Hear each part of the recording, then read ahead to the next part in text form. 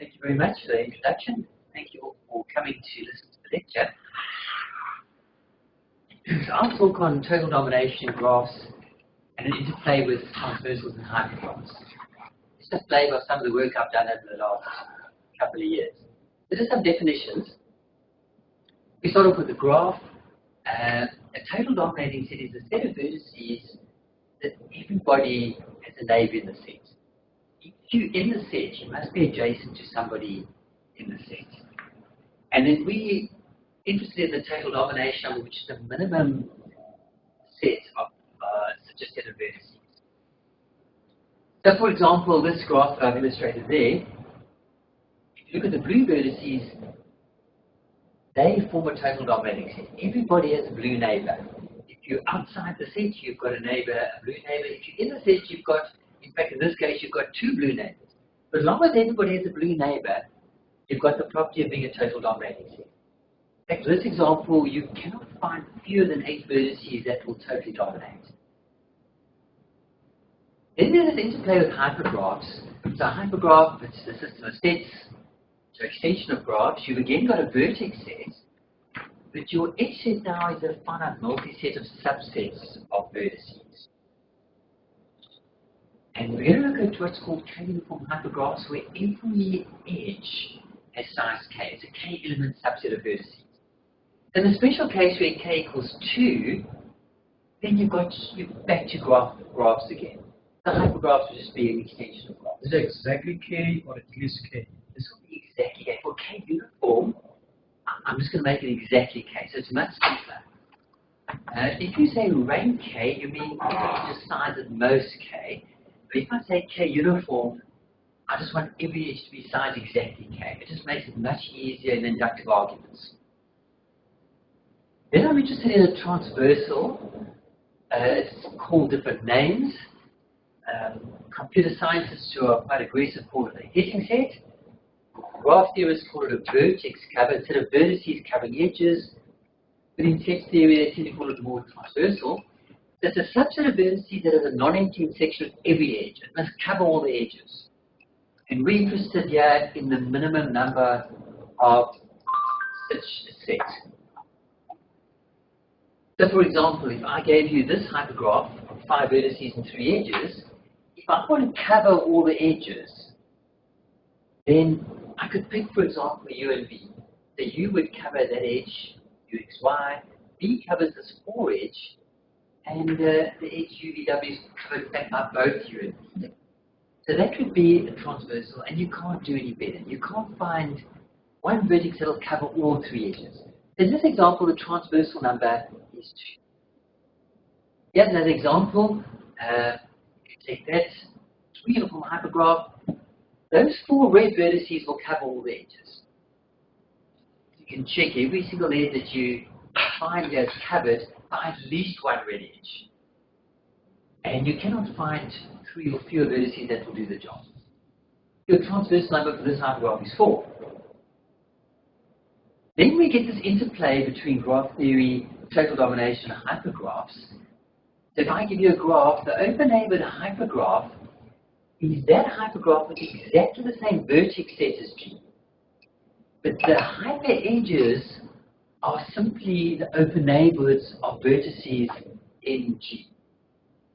So for every open neighborhood, that corresponds to a hyper edge in your hypergraph. So it's very easy to construct. So for example, if I give you this generalized Peterson graph, and I say, what is the open neighborhood hypergraph? It's got exactly the same vertex set. Now in this case, I'm just going to, it's a bipartite graph, so I've labeled the vertices x1 through to x8 will be the one partite set, and y1 through to y8 are the other partite set. So when I construct the open neighborhood hypergraph, I get all 16 vertices, the 8 y, or the 8 x. If I just jump in that please. When you talk about open neighborhood, it gives the impression that there's a topology. You don't relate to no, yeah, at the moment there's no structure there. Okay. So by open neighbor, what I mean is if you take, let's say x1, its neighbors would be y4, y6, and y2. So the open neighborhood would be that set. What I do is in the hypergraph, I put a 3 edge around those 3. And so for example, for X4, its neighbors are Y4, Y1, Y5. If those three, Y4, Y1, Y5, I put a 3 edge around them. And then you'll get that. You'll get in fact, you've got two components in this case, because the original graph's bipartite. Every edge, the original graph was 3 regular, so yeah, you'll get a 3 uniform hypergraph. Exactly the same vertex set, all 16 vertices. And if you find a transversal, those are those little black vertices, they cover all the edges, then when you go back to the graph, they will belong to, so those are the vertices corresponding to the transversal, they will cover all the open neighborhoods. So those ones that are labeled come from the transversal. And that gives you a total dominating set.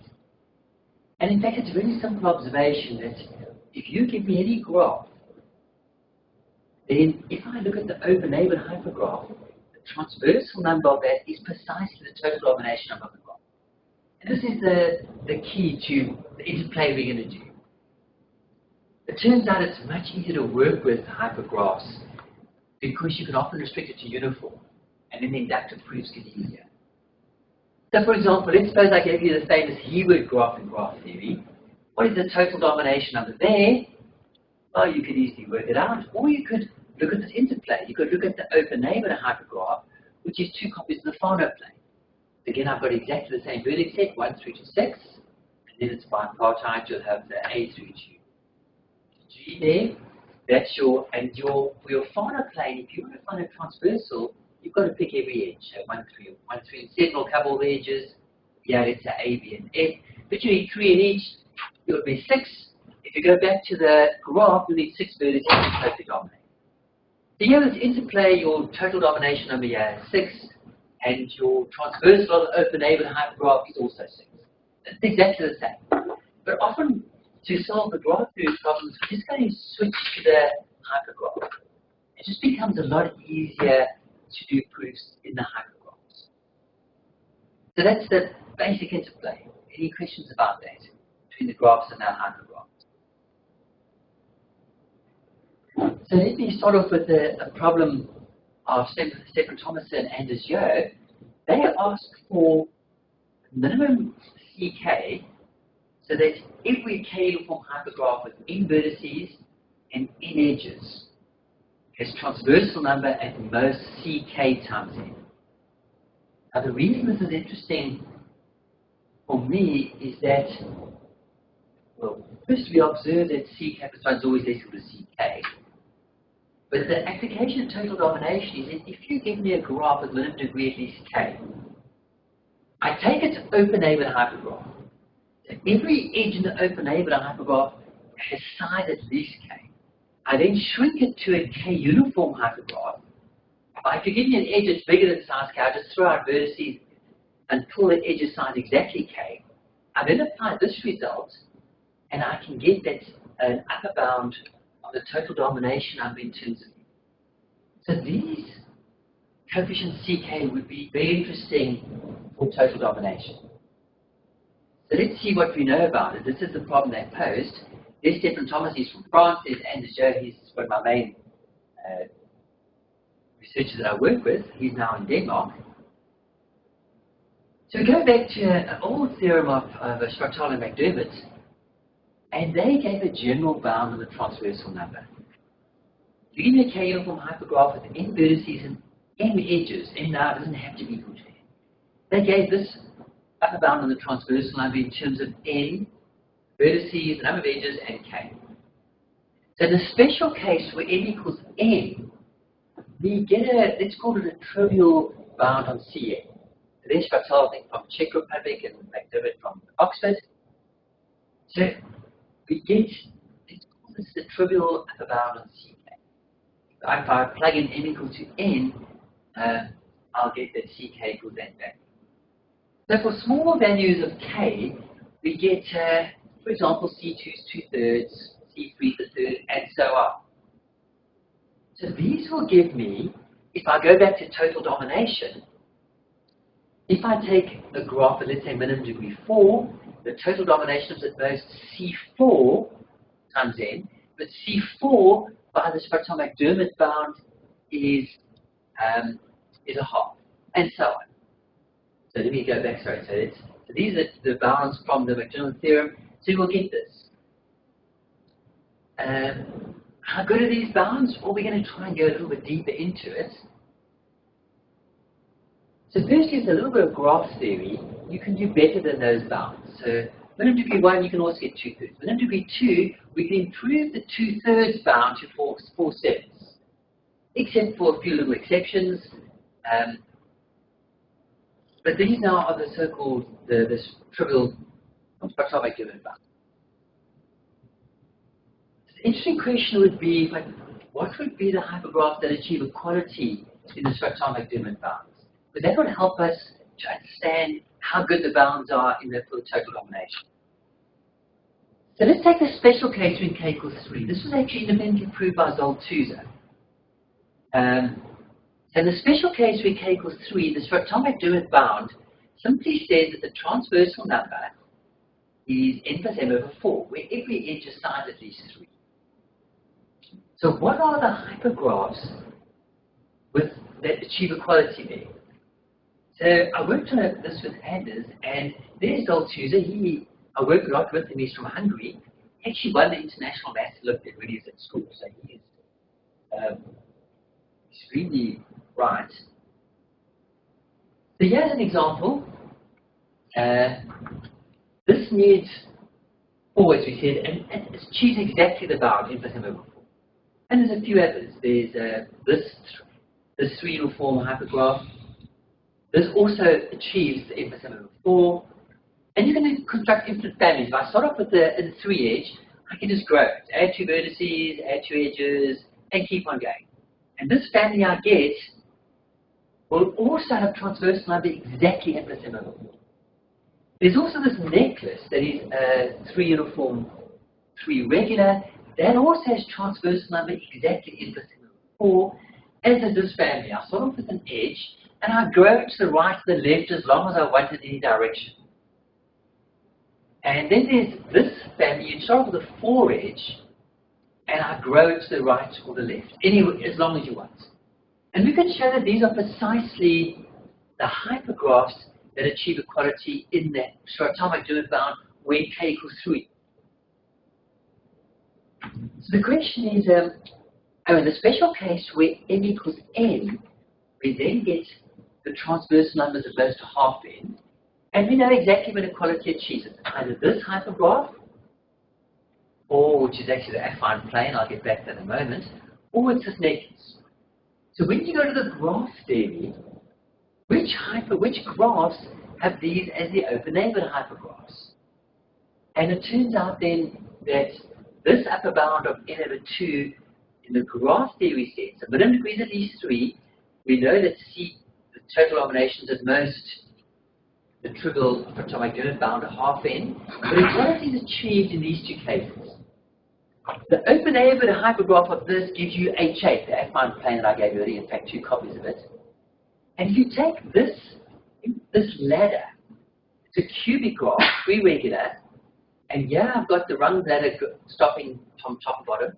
If you take that open neighborhood hypergraph, you get that necklace that I gave you.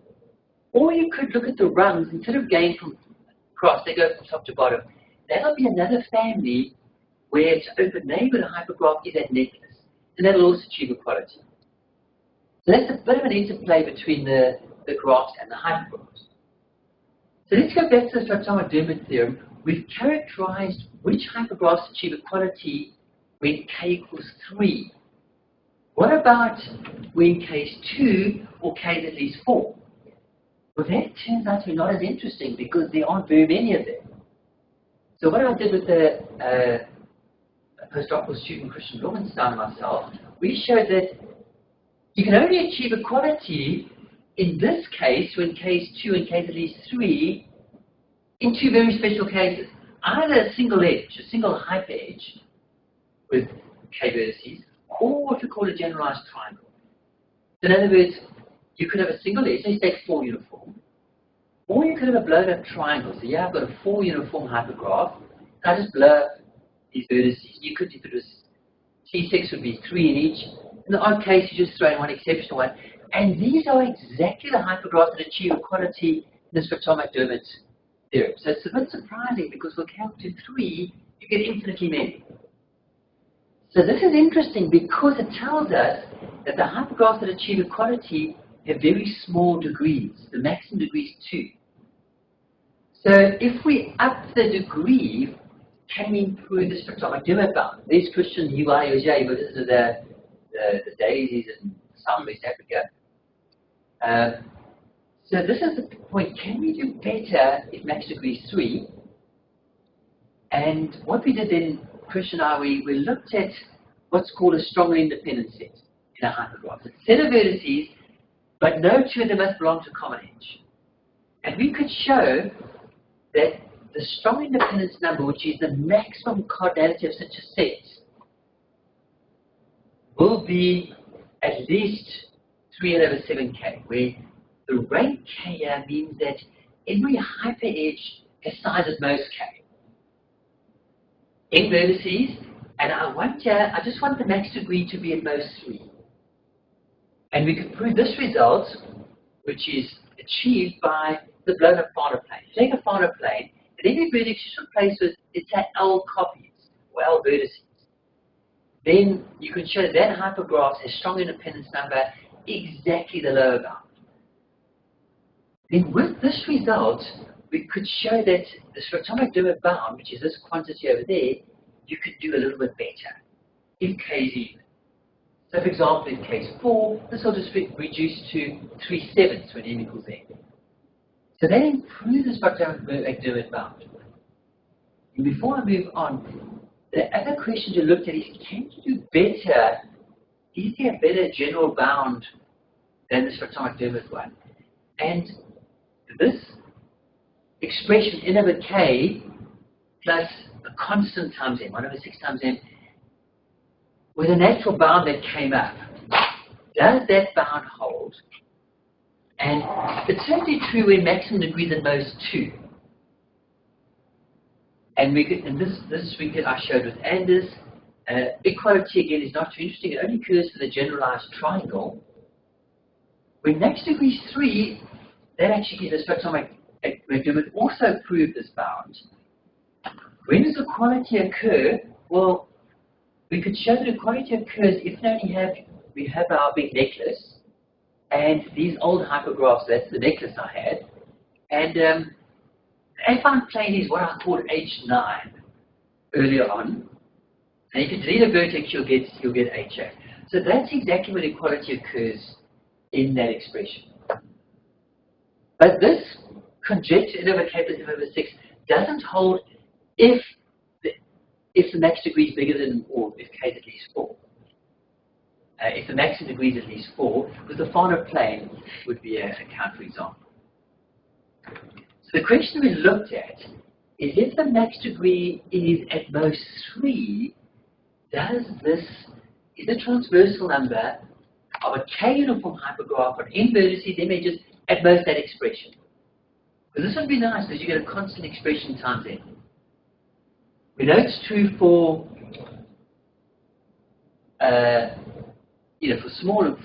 for k equals to 2 and 3, but it would be very different in general because, for example, if it's 6 uniform, if you could prove this, immediately you get a very famous conjecture from Zoltz, Tuzer, and the group of Vestergaard.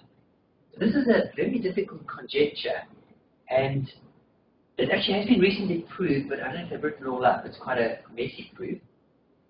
The conjecture holds when k is 2 and 3. We've proven it when k equals 4. When k equals 6, they claim it's been proven. I think it's not written up yet.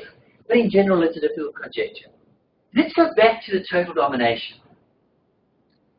So these bounds we now have from the spectromac-Dermot one. I'm just going to focus for a little bit on the minimum degree at least 4 case. The trivial bound spectromac-Dermot at C4 we gave, half, one can do much better. So this is the original paper of Stock and Thomas and Yo. They proved a very nice result that the transversal number of a 4 uniform hypergraph with n vertices and images is given by 5 over 21 times n plus 421 times n. fact, they put a much stronger statement, but this is what the result they need. So the interesting case is when n equals n, we then will get 3/7. Remember, when n equals n, that's what interests us, because in the open neighborhood hypergraph, for every vertex, there corresponds an edge, namely the open neighborhood of the vertex. So our open neighborhood hypergraphs all have n edges if there's n vertices. So this means that C4 is at most 3/7. It beats the transonic limit bound of a half. And the corollary is that if you give me a graph of minimum degree of these 4, the total domination number is at most 3/7. And that you can achieve, again, by the, if you take the Fano plane, here's your Fano plane, and let's take the complement of it. So what I do is, so let's just take the complement means if you take an edge there, you take its complement. The 4 edge would be over there. You take this edge, the complementary edge would be that one. So just take the same vertices, but look at the complementary edges. That will be a 4 uniform hypergraph, and you need 3 vertices to cover all the edges. So C4 is at least 3/7, so therefore it's exactly 3/7. So as I showed you earlier, the Heward graph, if you take its open neighborhood hypergraph, you'll get 2 copies of the Fano plane. So it's bipartite. If you look at what we call the relative complement. So the relative complement, you've got the red vertices on one side, the blue on the other side, and I'm going to put in all the missing edges. So that blue vertex, I'm going to join it in the complement to all the red vertices that it's not adjacent to in the original graph, and you'll get the relative complement. Now that needs 6 vertices to totally dominate out of the 14, and that will achieve the 3/7 bound. In fact, we could show that the only time you achieve this bound, the 3/7 bound, in the total domination of the minimum degree 4, is if it's a bipartite complement of the Heward graph, or the complement of the instance graph of the Fano plane. So the question we looked at then is, the problem with the complement of the Heward graph, I'll go back to it, is that everything belongs to a lot of 4 cycles. The 4 cycles are going to push up the total domination number. So if we impose a structural restriction that there are no 4 cycles, can we improve this 3/7 bound? And that was a conjecture that if there's no 4 cycle, can you significantly drop that bound from 3/7 to 2/5? And this we worked on for a couple of years, and to prove it, we need again, we go back to hypergraphs, but you need what's called, I can't prove it, but the handwritten proof is really several hundred pages, so we still got to do the details. But we need what's called a linear hypergraph. Now, a linear hypergraph is one where any 2 hyperedges either do not intersect, or they intersect in exactly one vertex. You cannot have overlapping edges that have more than one vertex in common. And the reason for that is if you've got, in the graph theory sense, a 4 cycle, if you look at its open neighborhood hypergraph, it will create hyperedges that overlap. So if I allow no 4 cycles in the graph, in the open neighborhood hypergraph, you will get a linear hypergraph. And a linear hypergraph is going to correspond to graphs that have no 4 cycles.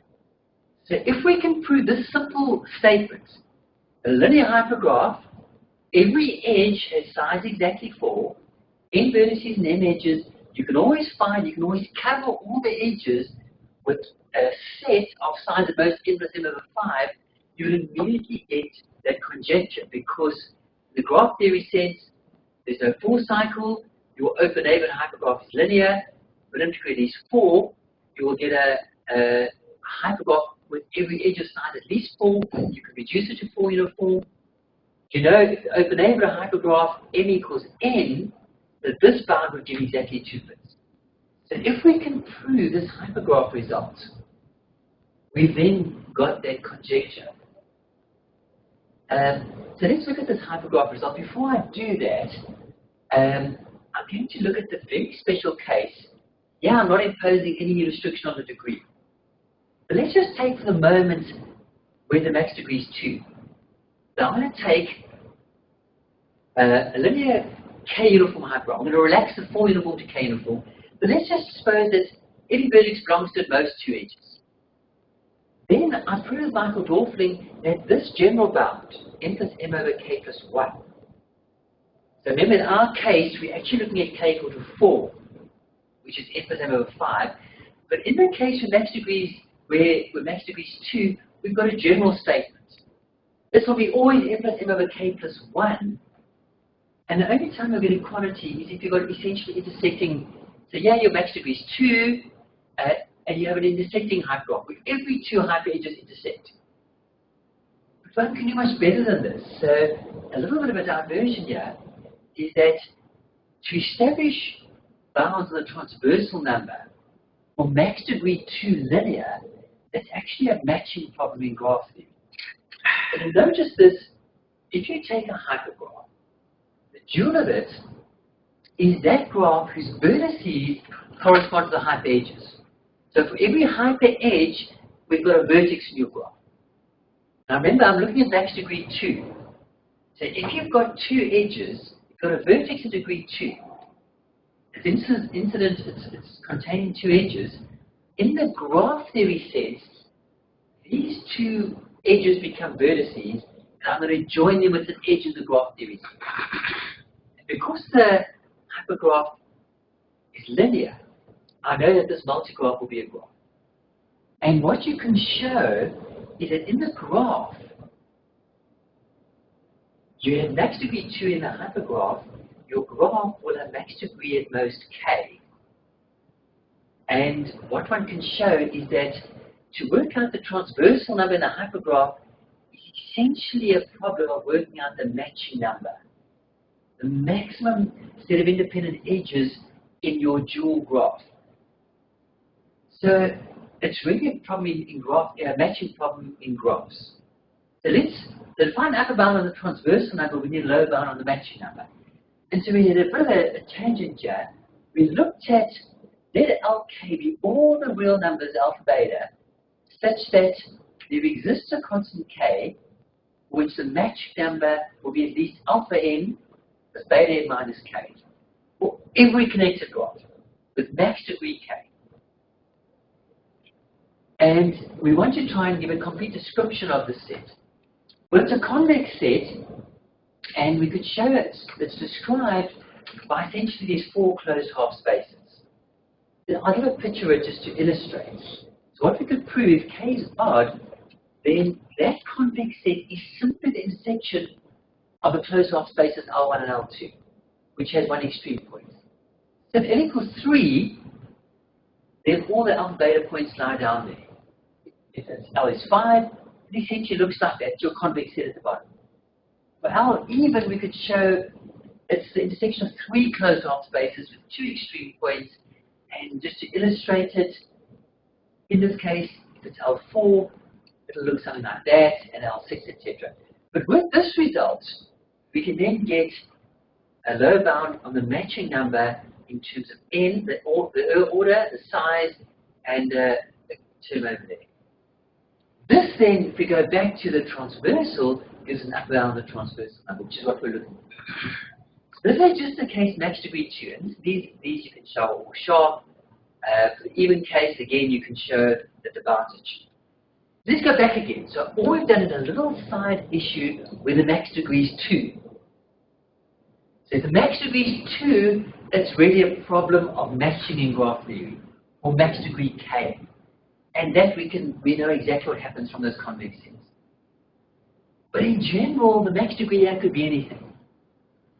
If the max degree is very large, then it's easy because we use the little inductor argument.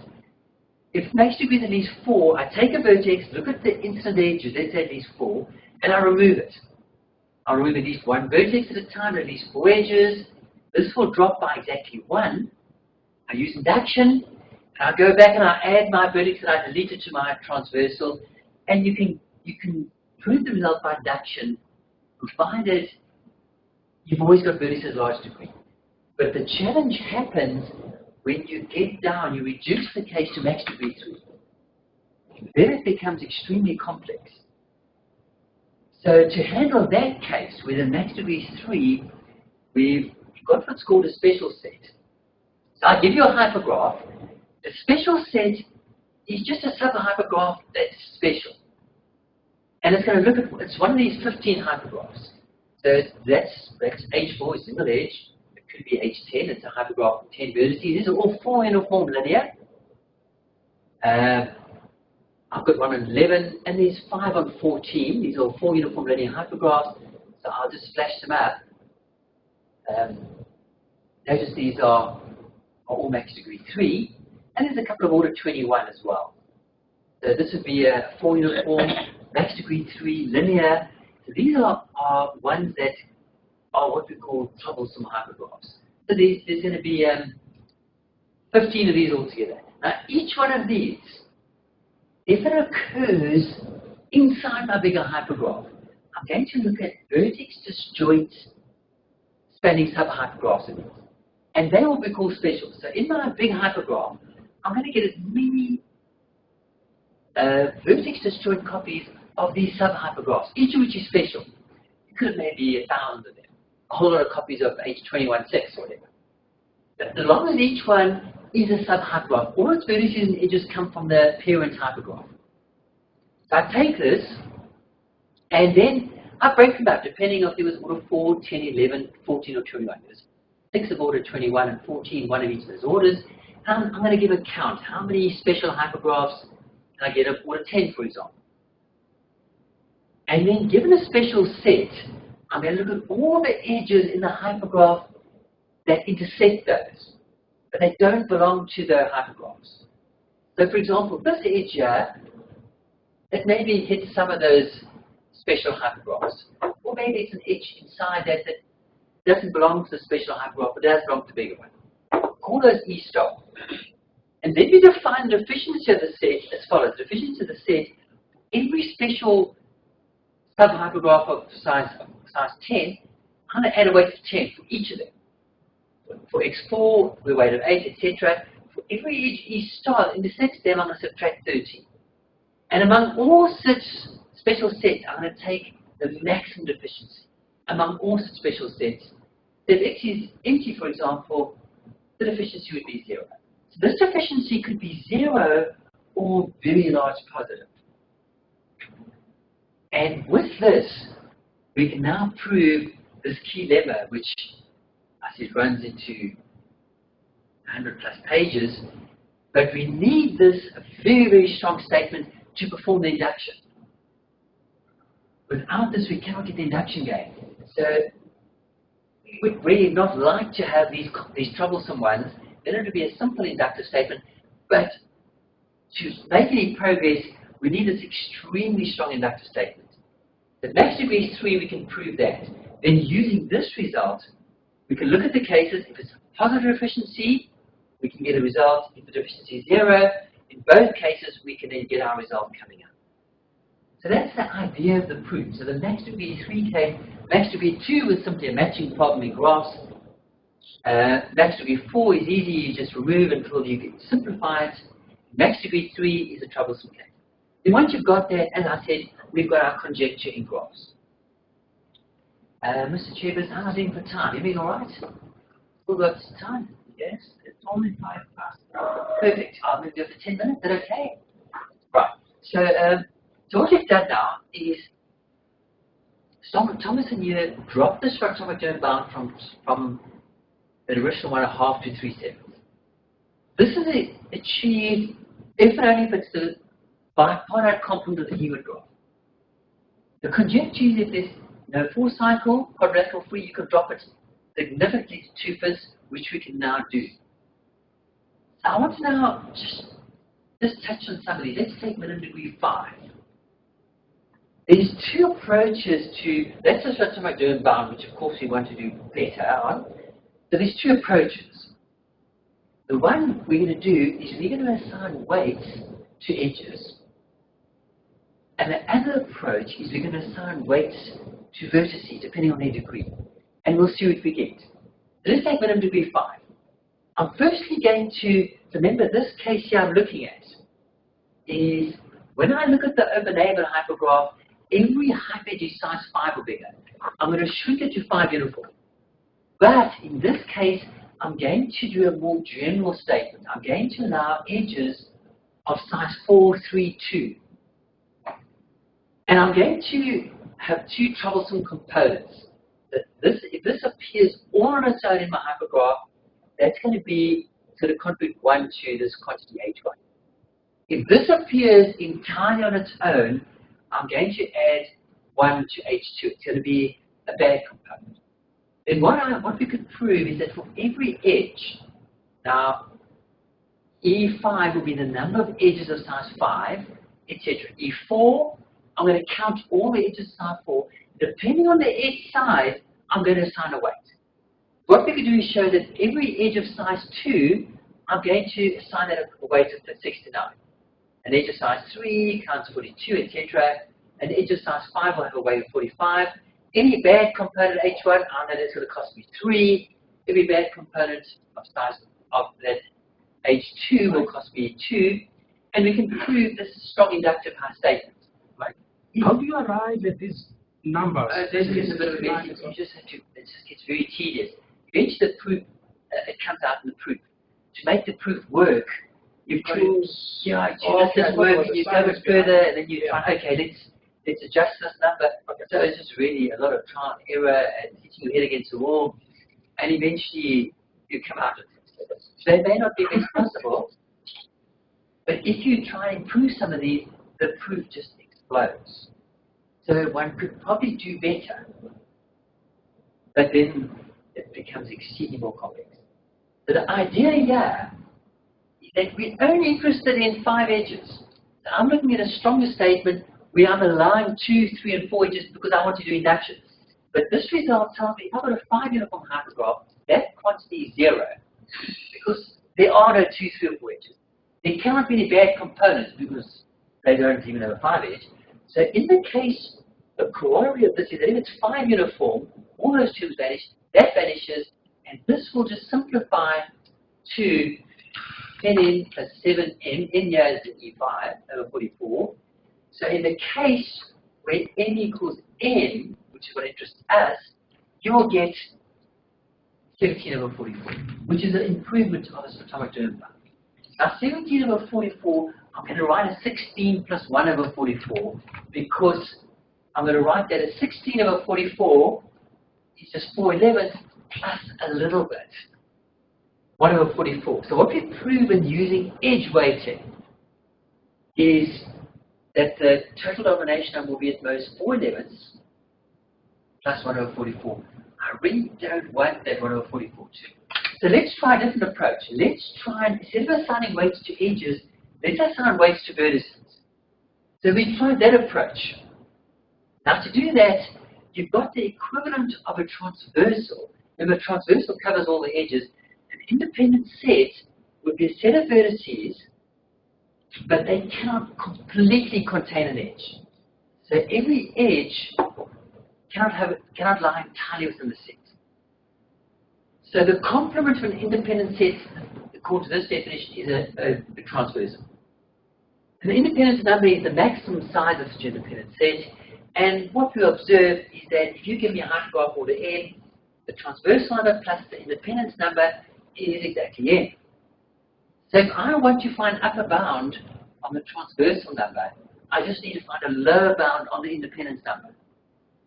So what we could show is the following. I assign to every vertex a weight, so not the edges, as follows.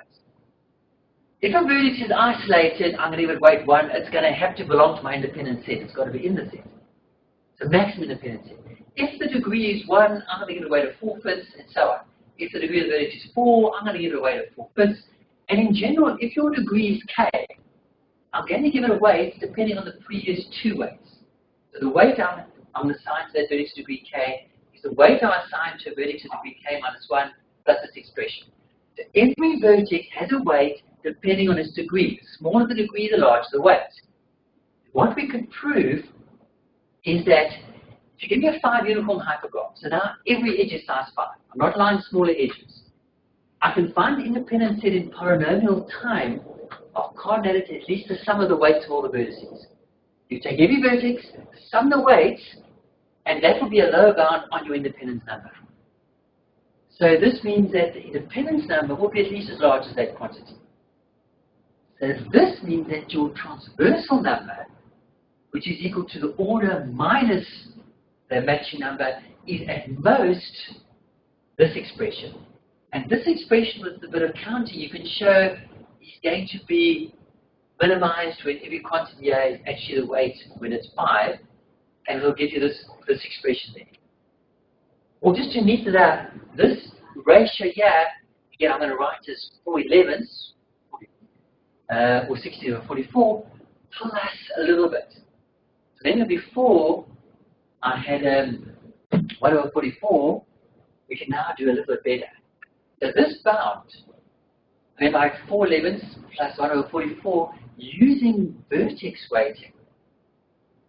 So every edge is size 5, but I assign a weight to the vertices. Using those arguments, we can get down to 4/11ths plus a little bit. Again, the weights that we gave, if you get different weights, it may still work, but again, the proof is going to explode. As it was, the proof was ginormous, but if you want to improve the bound, you want to get better weights, but then the proof becomes horrendous. So this case here, if we're still working on is the conjectures you can get down to 4/11ths. That is what Thomas and Yo conjectured, and the very simple construction on 11 vertices, the edges are the non-zero quadratic residues, modulo 11, namely 1, 3, 4, 5, and 9.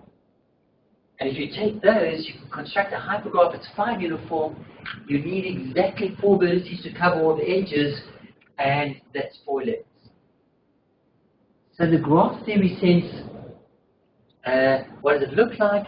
Well, if you take an instance bipartite graph of their construction, then you will get a graph which needs exactly 4/11ths. This is the conjecture. And I said we can get down to 4/11ths plus 1 over 72, a very small little bit, but we can't reduce it. And that would be the graph, the instance bipartite graph of the complement of the hypergraph that Thomas and Yo constructed. So I think let me stop there. That just gives you a flavor of the interplay between hypergraphs and graphs. Almost all our proofs here, or larger degree, are in the hypergraph context. In the graph theory context, it would be very difficult to make progress. For small minimum degree 1, 2, and 3, you use graph theory, but as soon as minimum degree in the graph sense goes to 4 or bigger, or even 3 and bigger, you need to flip to the hypergraphs to make progress. So let me stop there then.